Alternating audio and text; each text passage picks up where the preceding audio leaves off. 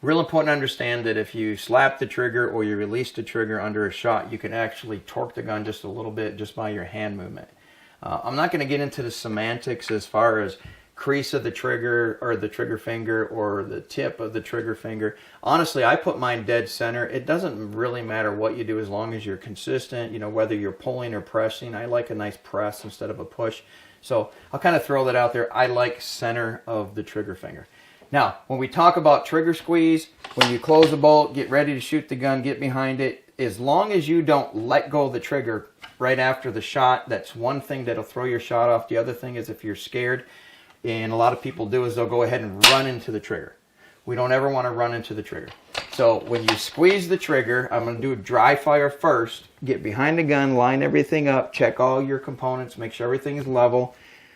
Take a breath, let it out, pause your breath, don't hold it, squeeze, the gun fires, hold the trigger for the rear to the rear for 1 full second, push the gun back in the battery, and then let go.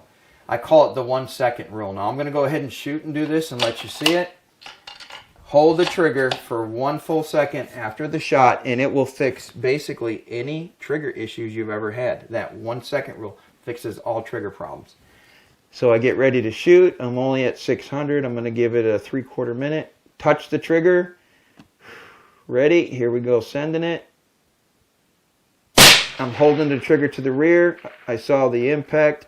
Pushing it back in the battery, let go. So I hold the trigger for 1 full second after the shot. Now, don't worry about that you're holding it for a second, because guess what? Even if you're shooting at 1,000 yards, it's 1.47 seconds of flight time at this sea level. And at 600 yards, you're right around a second anyway. You're going to watch the bullet impact the animal like we talked about in an earlier segment. So hold it for 1 full second. Let the gun do everything it's supposed to do. Let the bullet leave the barrel. Hold that trigger 1 full second, and it'll fix all your trigger problems.